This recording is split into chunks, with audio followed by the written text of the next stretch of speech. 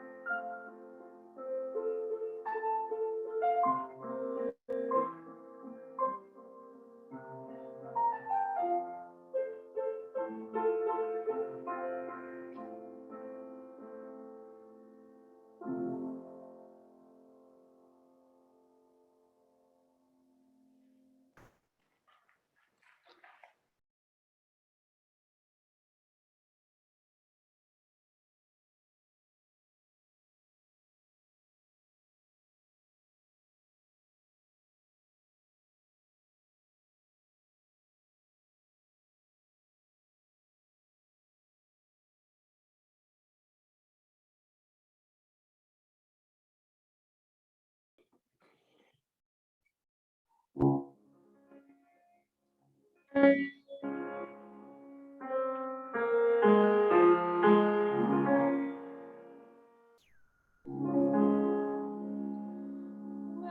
sunless rivers weep their waves into the deep, she sleeps a charmed sleep away.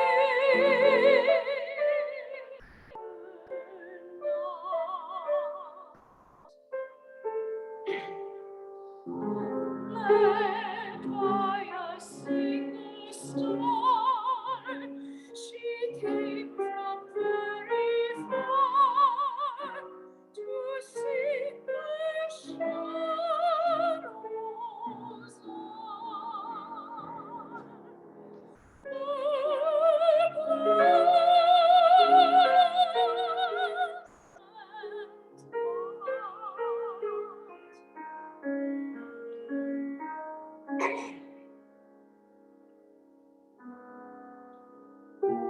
She left the rosy morn, she left the fields of corn, for twilight cold and warm, and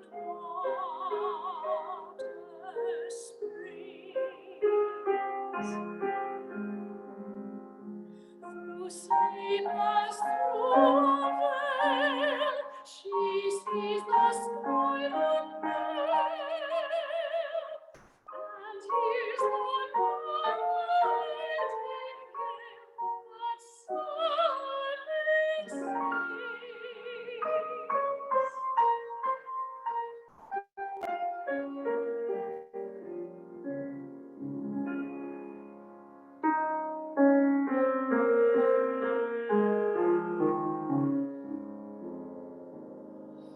rest, rest, a perfect rest shed over broad breast.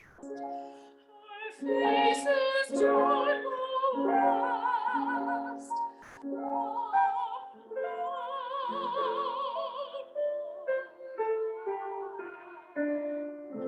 she cannot see the grain ripening on hill and plain.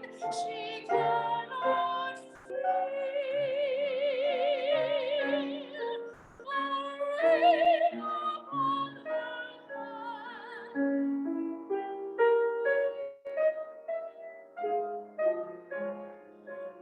Rest, rest, forevermore upon a mossy shore. Rest, rest at our heart's core, till time shall cease. Sleep that no pain shall wake, night that no morn shall break, till joy shall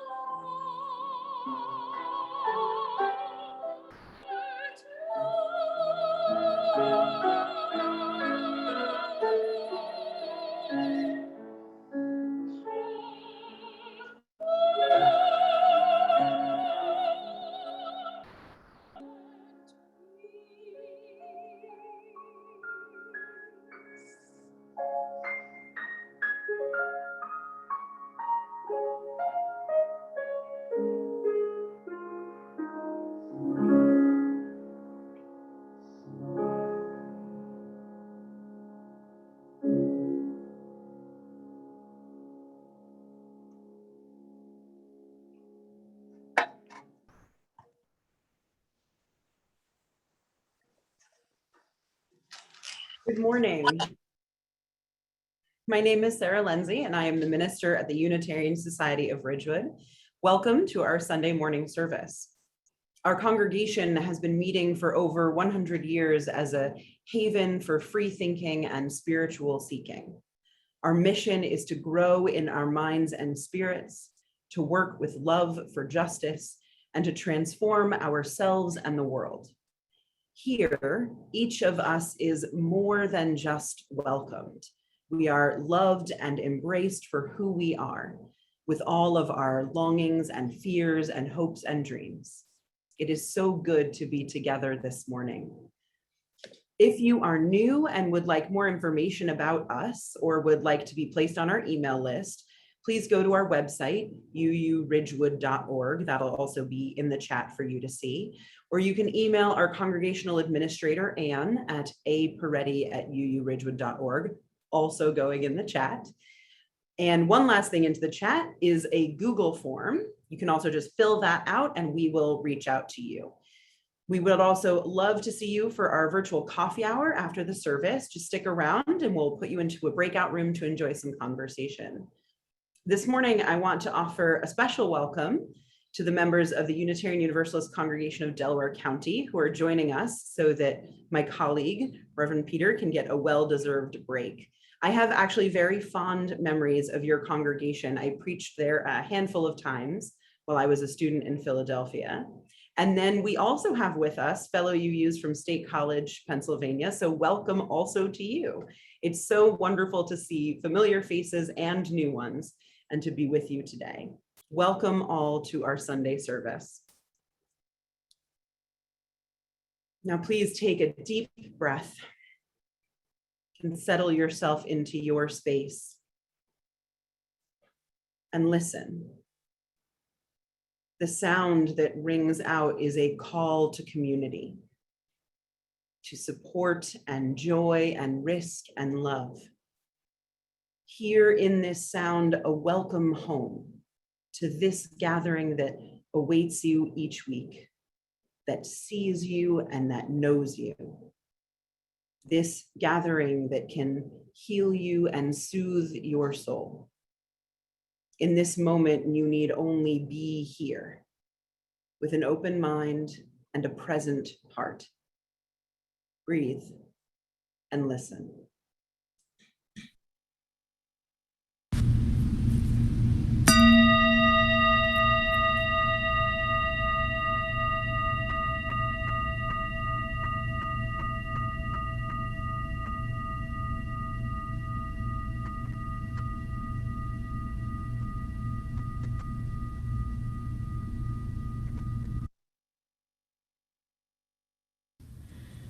Please join us in the words for lighting the chalice. They can be found on your screen. We light this chalice for the light of truth, the warmth of love, and the energy of action as we gather together in the circle of community.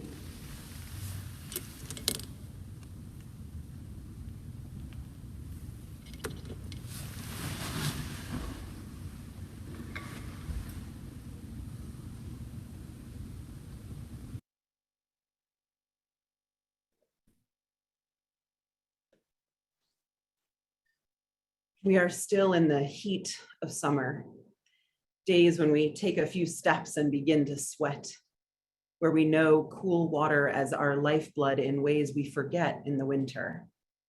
Long days of picnics and hiking and barbecues and long days of figuring out how to entertain the children and to make the most of the time we have. We are still in the heat of summer when thunderstorms roll in the late afternoon, bringing crashing light and sounds that can make us jump from our seats. Storms that gray the sky and darken the world, only to unload on our heads without thought for our plans. Those storms can be cleansing and clearing and cooling. We are in the heat of summer, but we know we are coming to its end. Slowly but surely, we are creeping toward autumn. The stars moving in their courses across the sky, the days getting shorter, the earth turning. And we are trying to grab at whatever chances we have. This time of summer pulls at my memories, the ending of camp and those last lazy weeks before school, the anticipation of new jobs or the start once again of the congregational year, the joy and sorrow that coexist like the sunshine and the thunderstorm. I love this time of summer in the way I love things that are ending, with laughter and smiles and worry and sadness, with mind and body and heart, reminded that all things end. And we must wrest every moment of pleasure we can from the time we are given, living deeply into this season as it draws to its close. Summer is a time of play, but also a time of rest. Today, we gather to remind each other of what it means to take these last days of summer heat and rest and relax when we can in all the ways we can. Today, we gather grateful for this time together.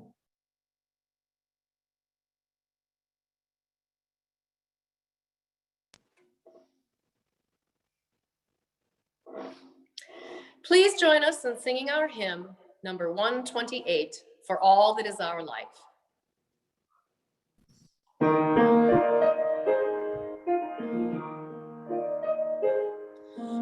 all that is our life, we sing our thanks and praise.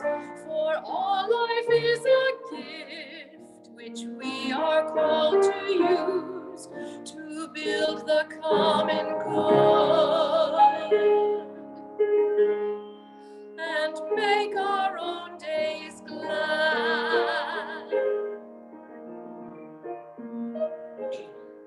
For needs which others serve, for services we give, for work and its rewards, for hours of rest and love, we come with praise and thanks. For all that is our life, for sorrow we must bear, for failures, pain, and loss, for each new thing we learn, for fearful hours that pass, we come with praise and thanks. For all that is our life, for all that is our life, we sing our thanks and praise. For all life is a gift which we are called to use to build the common good and make our own days glad.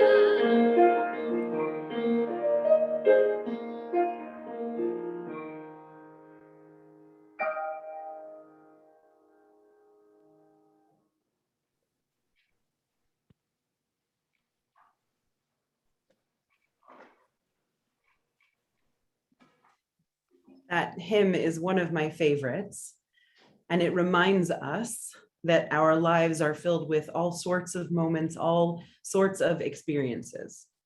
Our lives bring joy and wonder, sorrow and pain, and one of the central tasks of a religious community is to celebrate with one another when we encounter those moments of joy, and to hold and bear witness to each other in those moments of sorrow. We will take a moment now to reserve that chat, the Zoom chat, for sharing significant joys and sorrows that we are experiencing in our own lives. So please type in anything you would like to share with our gathered community.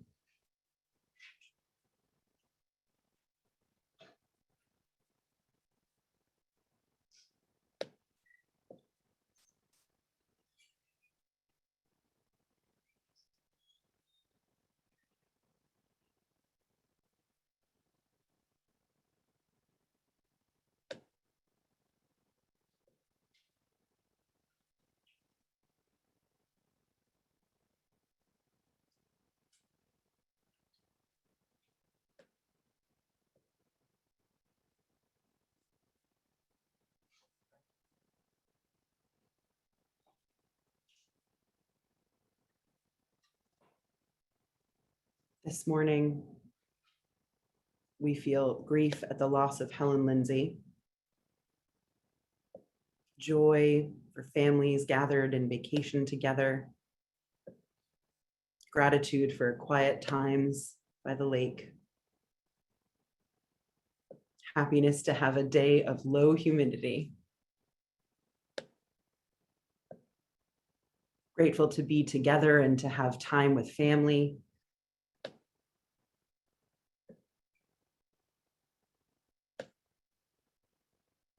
we feel sadness for the ongoing strife in Afghanistan.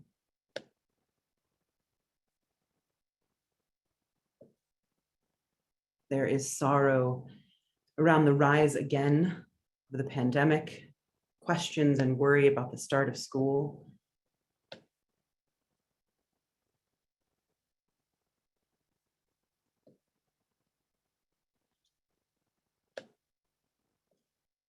Celebrating a 61st wedding anniversary with family, swimming and mini golf with children, the ability to be outside as we engage in service together, joy at negative test results, and happy birthday, Jan.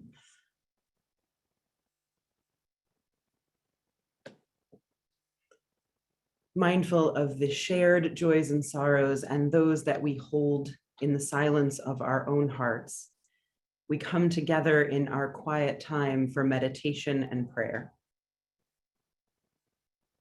You can continue to type into the chat if you have things to share. And then when you are ready, I invite you to settle into your space. Close your eyes if that feels comfortable. And then notice your breath. Don't force anything, just notice the air as it moves through you. Notice your body as you sit. If there's pain or discomfort in one part of your body, or if focusing on your breath doesn't work for you, you can focus your mind on a part of you that feels calm and quiet. Maybe that's the air in and out. Maybe that's your hands as you let them rest loosely. Maybe that is some other part of your being. You can focus on a spot on the wall, close your eyes, or focus on the screen. Wherever your visual and mental attention is, be in this moment. If your mind wanders a bit, gently call it back. There's no right way to be here. Just be here.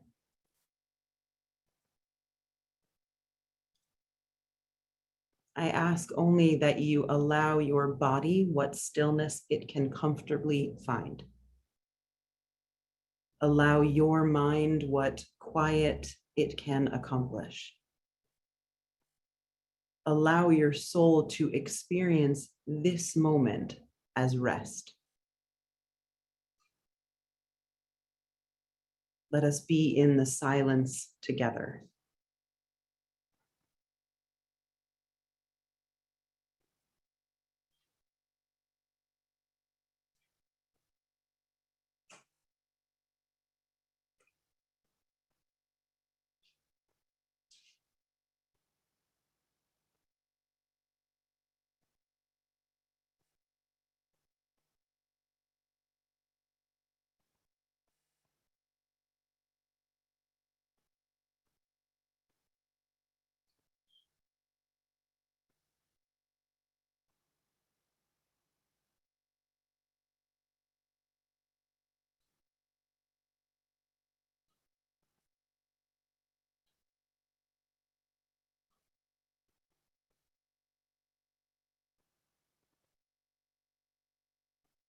It can be so hard to be calm and quiet and still.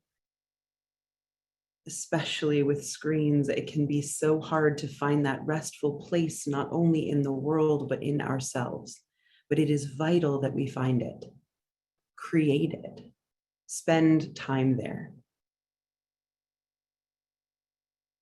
These moments now together are an opportunity for you to be here, still, your mind and body and heart resting for a moment.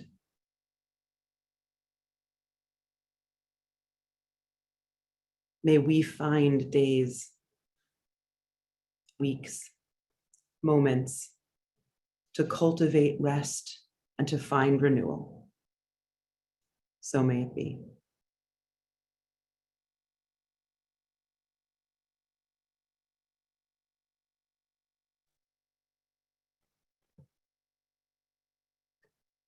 Good morning.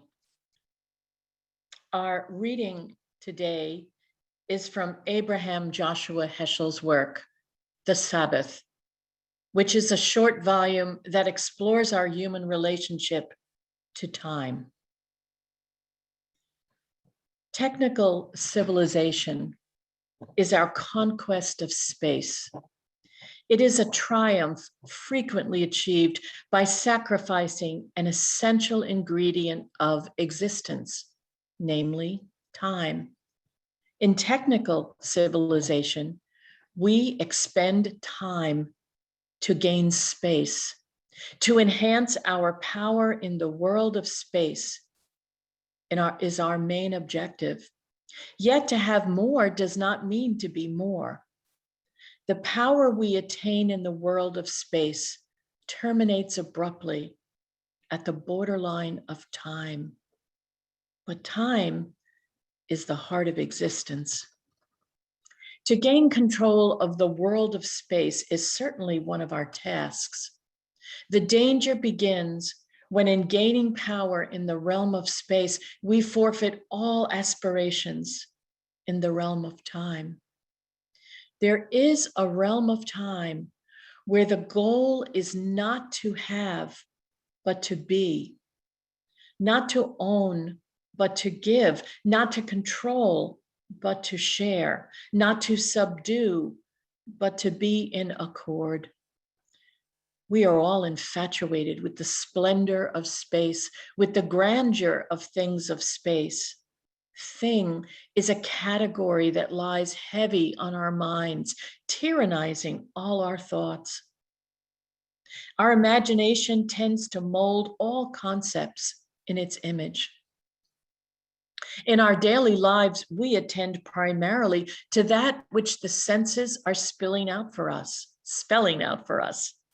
to what the eyes perceive, to what the fingers touch. Reality to us is thinghood, consisting of substances that occupy space. Even God is conceived by most of us as a thing. The result of our thinginess is our blindness to all reality that fails to identify itself as a thing, as a matter of fact.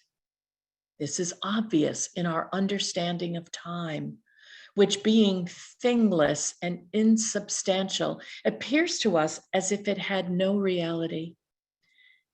Indeed, we know what to do with space, but do not know what to do about time, except to make it subservient to space. Most of us seem to labor for the sake of things of space. As a result, we suffer from a deeply rooted dread of time and stand aghast when compelled to look into its face. It is impossible for us to shirk the problem of time. The more we think, the more we realize we cannot conquer time through space. We can only master time in time. Judaism is a religion of time, aiming at the sanctification of time. It teaches us to be attached to holiness in time. The Sabbaths are our great cathedrals. Jewish ritual may be characterized as the art of significant forms in time, as architecture of time. The meaning of the Sabbath is to celebrate time rather than space. 6 days a week, we live under the tyranny of things of space. On the Sabbath, we try to become attuned to holiness in time. It is a day on which we are called upon to share in what is eternal in time, to turn from the results of creation to the mystery of creation, from the world of creation to the creation of the world. The Sabbath is not for the sake of the weekdays. The weekdays are for the sake of the Sabbath. It is not an interlude, but the climax of living. Labor is a craft, but perfect rest is an art.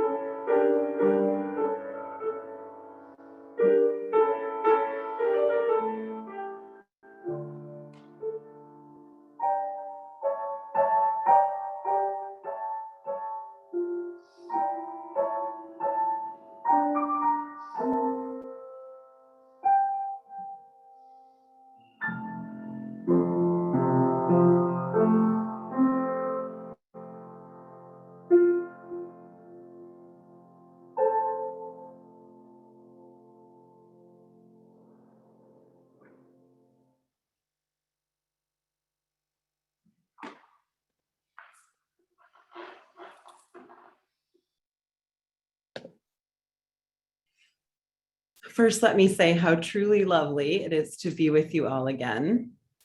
This summer has been strange. You know this as well as I do. The hot vax summer that was predicted sort of happened, maybe in part. Certainly where I live and I hear over there in Ridgewood and surrounding towns, folks have been out and about more, eating at restaurants and gathering together. Yet just as we stepped out into a bit of that familiar summertime way of being, the Delta variant came to knock us back a bit, to humble us all, scientists and doctors and lay folks alike.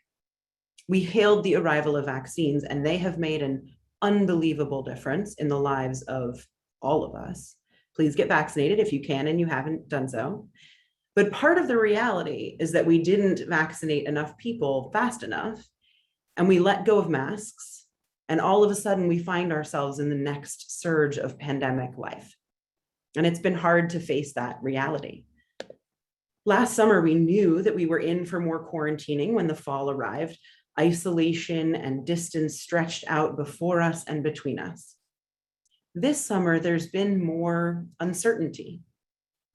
Will children indeed go back to school? Will Delta take the death toll the earlier variants did? Can we return to most activities just with masks on, or is another true quarantine on the horizon?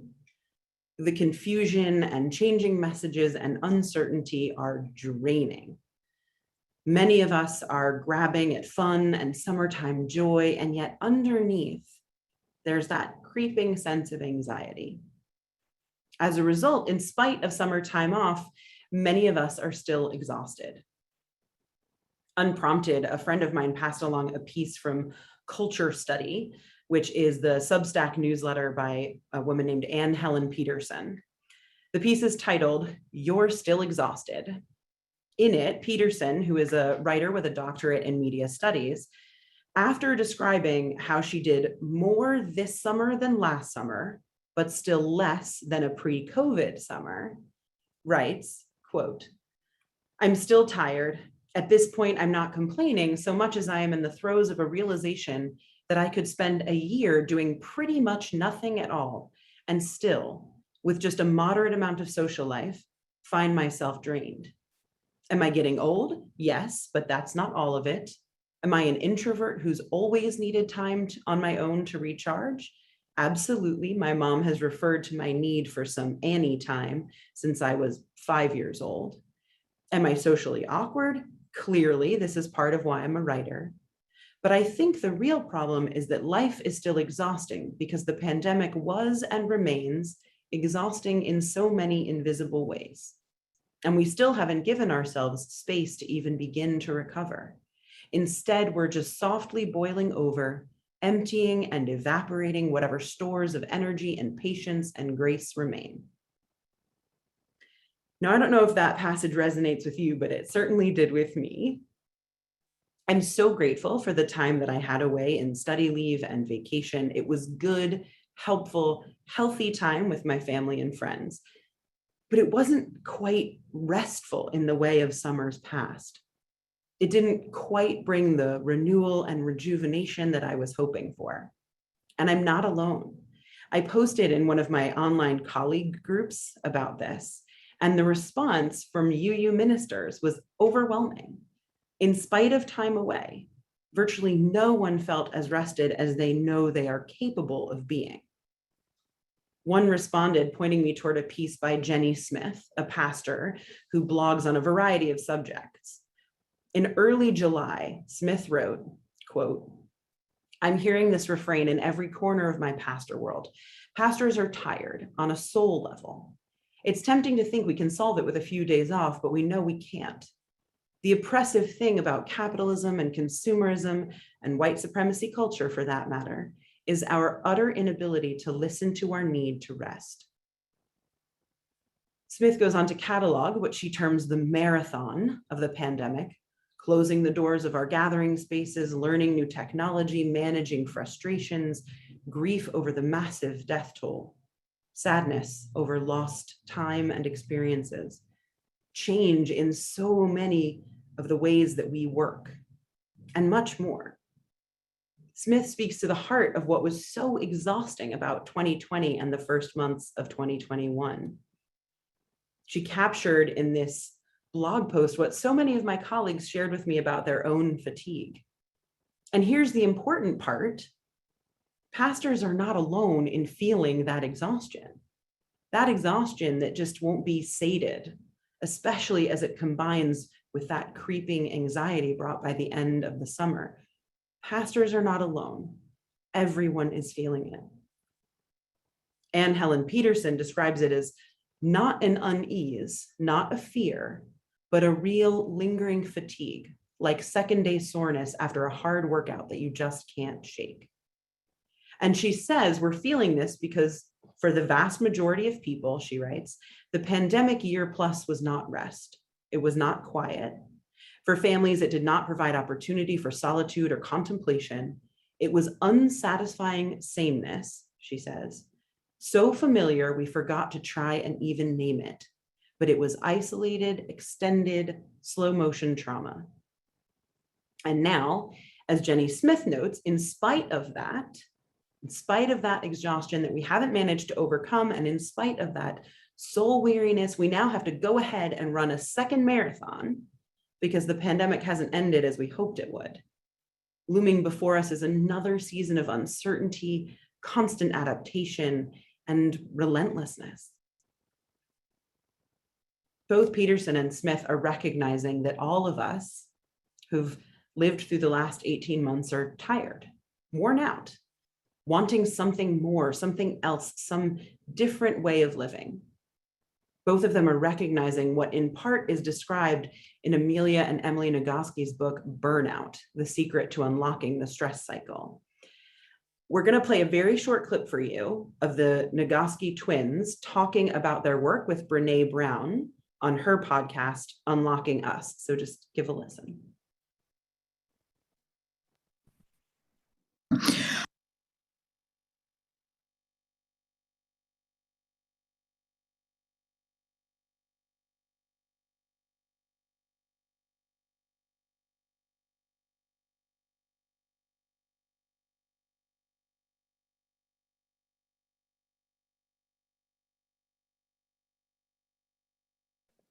Just 1 second.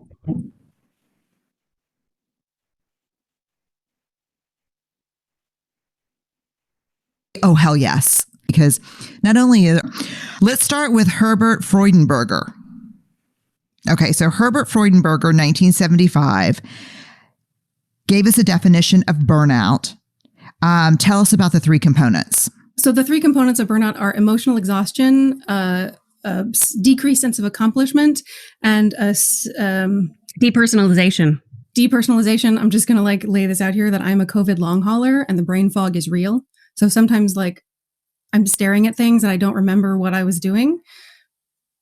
Okay, so I'll pick it up when those away. Happen, and I have a sister to be the rest of my brain. Yes, sisters that pick up things. I'm so glad you're on this side of it, and I'm so sad that it's a long haul because I've got a couple of long hauler friends that it's just people do not understand what's involved. So those three things, Herbert Freudenberger with the decreased sense of accomplishment, emotional exhaustion, and depersonalization. Okay, so emotional exhaustion, I think I love this definition that you put in here, which I guess is Freudenberger's, the fatigue that comes from caring too much for too long.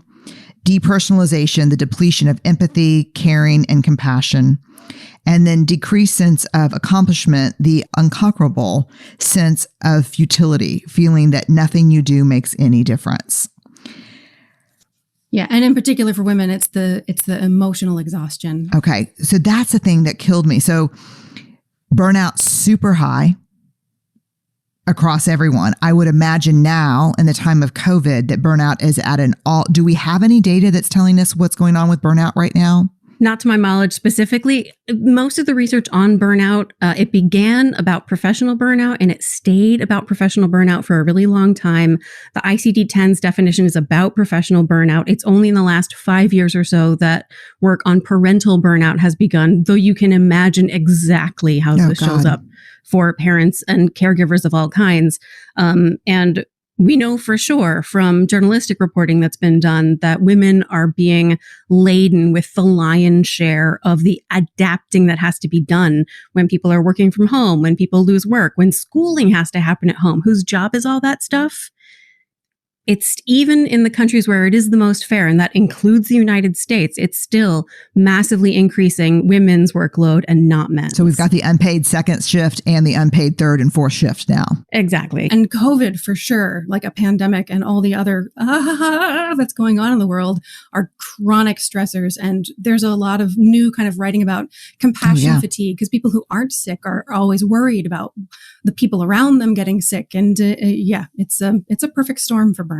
And vicarious traumatization, I'm really worried about the caregivers and the medical providers who've been exposed to just emergency rooms and ICUs packed with people and witnessing death on a scale that is just not something we see in the United States ever before. Yeah, I agree. So the Nagoski's note that burnout began as a professional concept, folks who hit a breaking point at their jobs and just could not anymore.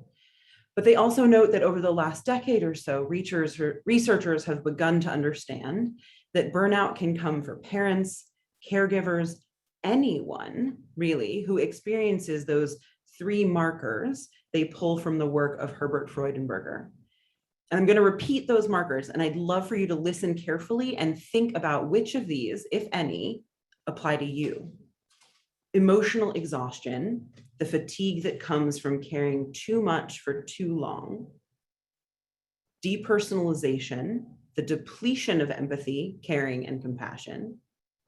And decreased sense of accomplishment, an unconquerable sense of futility, feeling that nothing you do makes any difference. If we consider the state of our world over the last 18 months and the state of our country for a few years before that, we have what the Nagoskis refer to as the perfect storm for mass burnout. For 18 months and more, we've worried about each other, given of ourselves to the point of having nothing left to give, and faced real questions about our ability to overcome.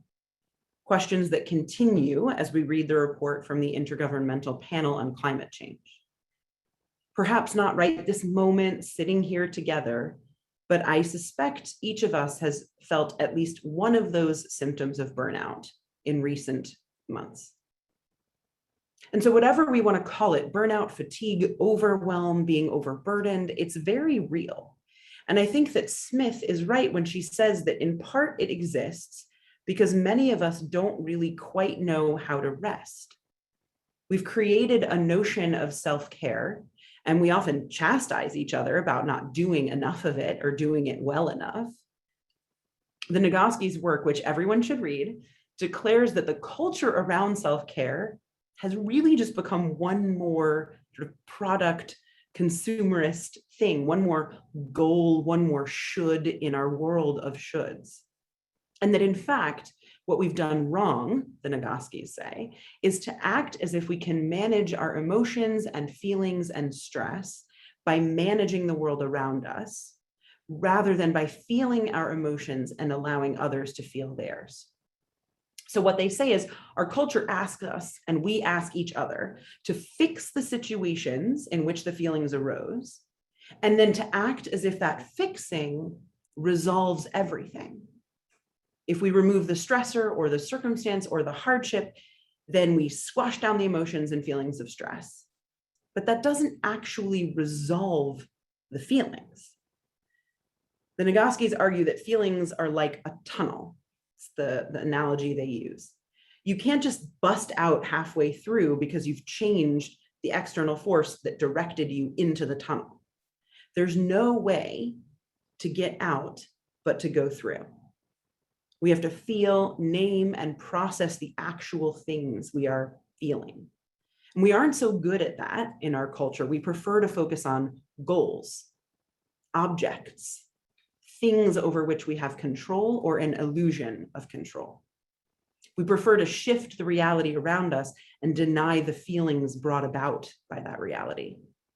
We prefer, as Heschel noted back in the early 1950s, to focus on the thinginess of life, the space and objects, and then to expect or desire that time and feelings will fall in line behind our management of things.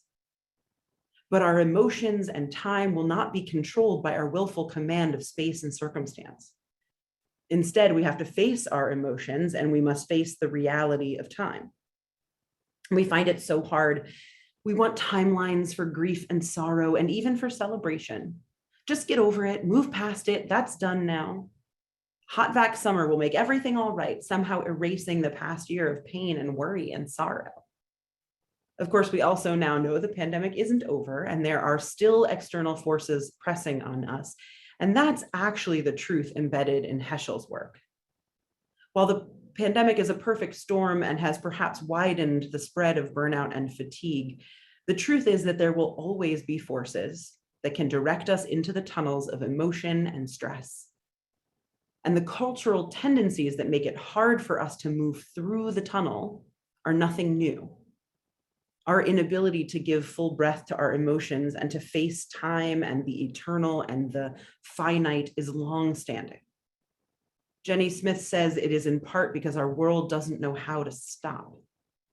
She recognizes the forces of white supremacy culture that focuses on productivity, consumerist culture that focuses on getting exactly what I want when I want it, and capitalism, which focuses on using our bodies to create for the purpose of generating more wealth.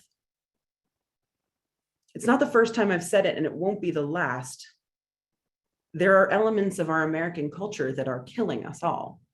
Elements that thrive on oppression, on human as producer of goods, or even human as product, that thrive on our utility and not our wholeness. These forces are easier or harder to detect depending on the lives we lead. Those of us with privilege have the illusion of greater control and feel less directly the impact of these soul-stealing cultural norms. But all of us pay a price for them. And I suspect that many of us are feeling that more keenly in this pandemic time than perhaps we have in other times. Our illusions of control are broken. We can't control the world around us, the people around us, or the confrontation with mortality and the truth of time. In the spring of 2020, I remember saying to you all that I hoped we didn't go back to the way things were because that way was broken. And when the summer of 2021 came, so many of us were so excited about having normal things again, going back to life as we knew it. And even as I enjoyed traveling and visiting with friends again, I also found myself worried about what it meant that we were so eager to return to the way things were. Apparently, I needn't have worried because a true return to our old ways is proving impossible at the moment. And in spite of being as mad as hell, I suppose some small part of me is also glad that we can't get back some of that old way. It gives us more time to figure out how we want to be different. It gives us time to talk with one another about the changes we can still make in how we live our lives and what we allow our existence to be devoted to. Because I continue to believe that we have to fundamentally rethink how we view each other's value, each other's wholeness. We have to fundamentally rethink how we live and work and rest. We have to resist the oppressive requirements of our capitalist and consumerist and prejudiced culture if we are ever going to create a world in which true rest is possible for all of us.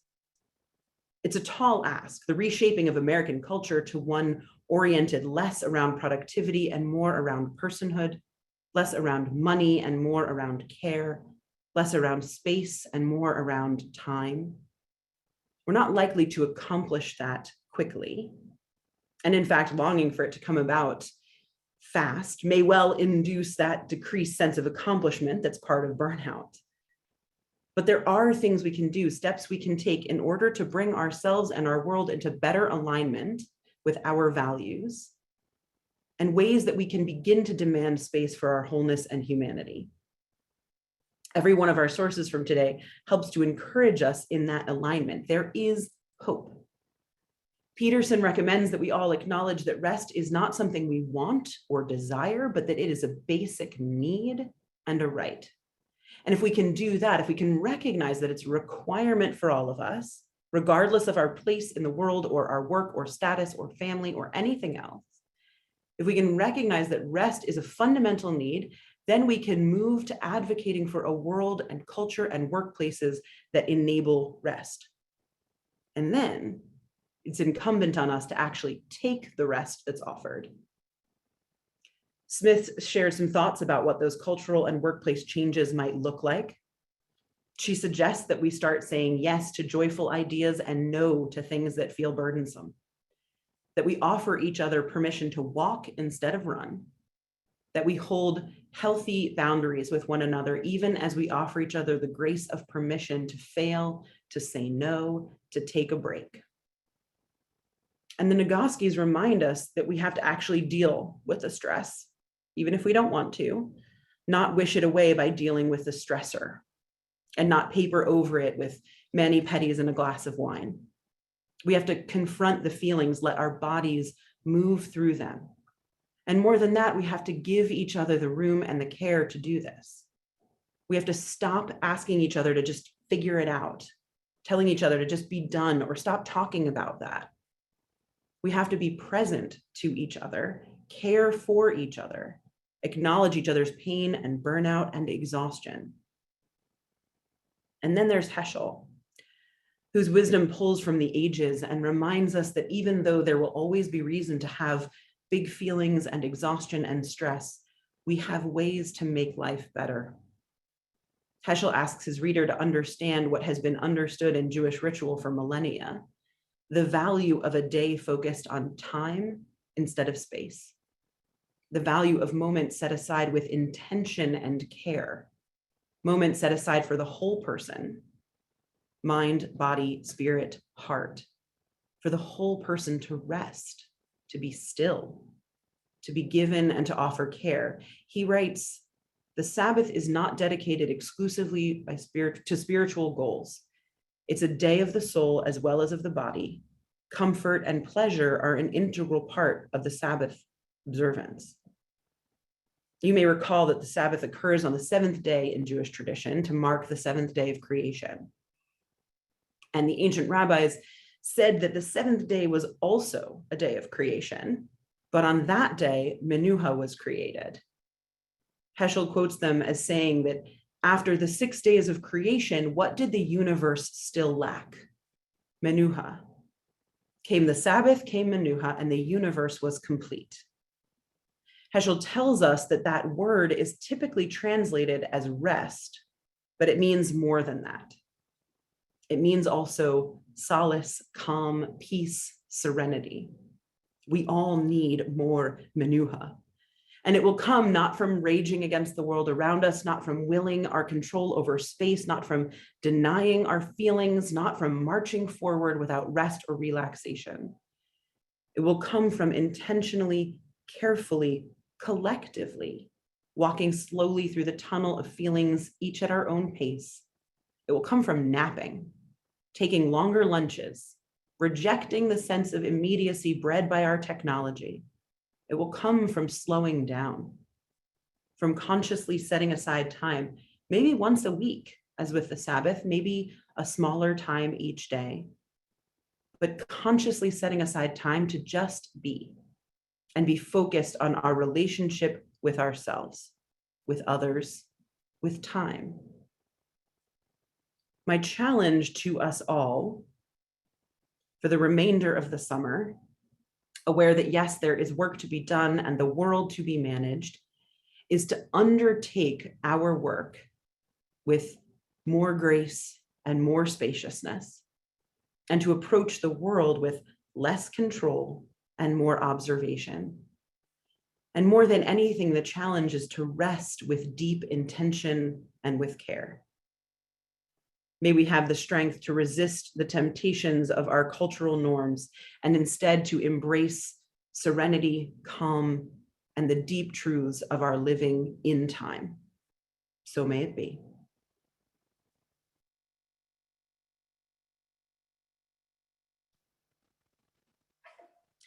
Please join us in singing our hymn, number 86, Blessed Spirit of My Life. Ron will play it through once.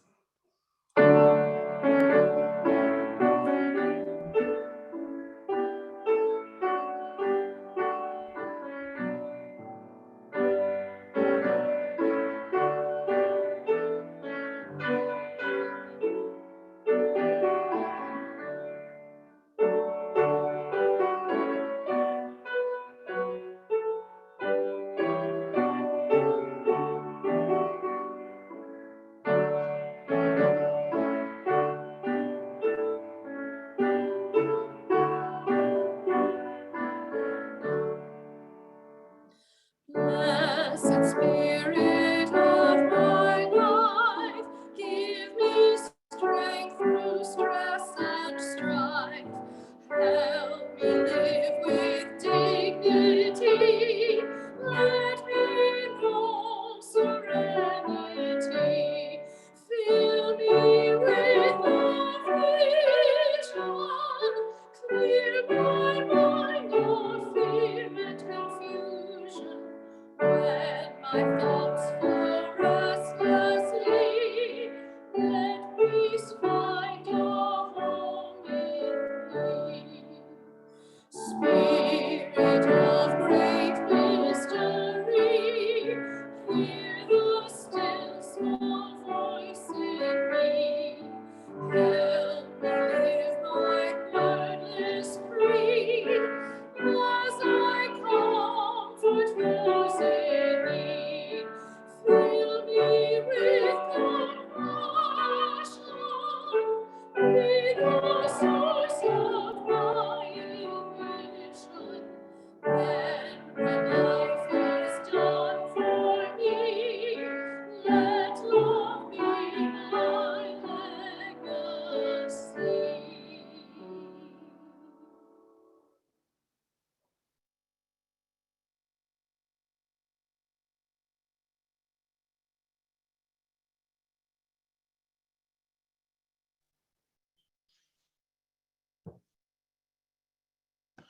Oh, what a beautiful hymn. So this morning, as you can see, we are trying something a little bit new, and we are taking the offering and sharing announcements toward the end of the service. We share a mission here at USR, a vision of a better world, one in which we tend to justice for our earth and for all its people, one in which we work together to grow our own spirits and to bring love into being. That shared mission and shared vision is only realized through the generosity and work of each of us. This congregation was built by others who gave and volunteered and led, and now it is our turn. This morning, we would like to remind you that you can continue to support our Reeb Porch collection for the month of August. These collections have been so important for making an impact in our local community. And this month, we are collecting school supplies like pencils, notebooks, and backpacks for the children assisted by the Center for Hope and Safety. And there are details in the e-blast. Also a reminder that Reverend Sarah is back from her summer study leave and vacation, and you can reach out via email to make a meeting with her if you'd like. And she is hoping that some of you will take advantage of our planned question box service on August 29th and submit questions for her or for me, the Director of Religious Education, Jean Namitz, to the email sundaymorningsusr@gmail.com. sundaymorningsusr@gmail.com. Of course, we will continue to keep you up to date on our reopening plans through the weekly email and special e-blasts. And lastly, please be aware that the memorial service for Helen Lenzi will be on September 4th with a tentative start time of 1 p.m. We will again keep you informed. And please remember that there are many ways to give your financial offering this morning. Those are listed in the order of service and are on your screen. We are also sharing 50% of our offering this summer with the Center for Food Action. And please give generously to help our congregation and our neighbors. The offering will now be given and gratefully received.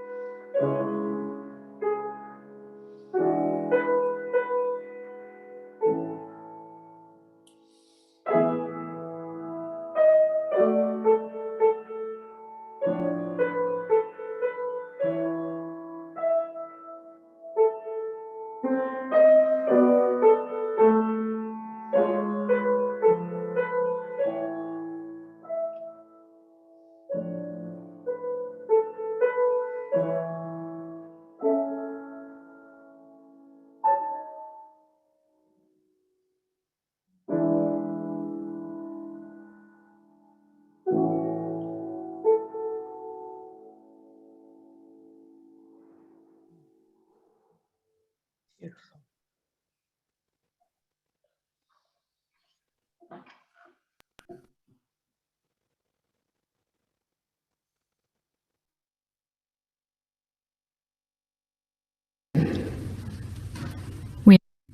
Please join us in the words for extinguishing the chalice. They can be found on your screen. We extinguish the flame, but may the light of truth, the warmth of love, and the energy of action burn bright in our hearts until we are together again.